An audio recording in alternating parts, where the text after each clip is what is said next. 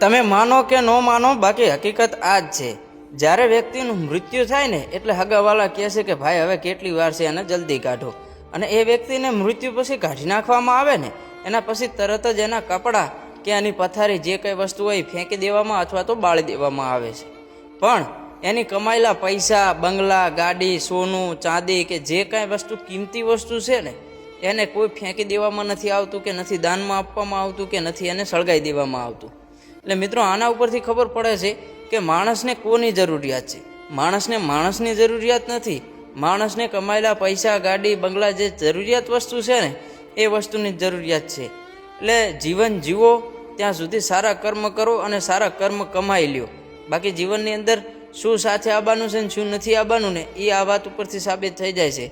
માટે કાંઈ વસ્તુ સાથે નથી આવવાનું. સારા કર્મ કરો, જીવાય ત્યાં સુધી સરસ રીતે સારી રીતે જિંદગી જીવી લ્યો. વિડીયો સારો લાગ્યો હોય તો લાઈક અને શેર કરી નાખજો ને વધુ આવા વિડીયો જોવા માટે અત્યારે જ MB રાવલને ફોલો કરી નાખો.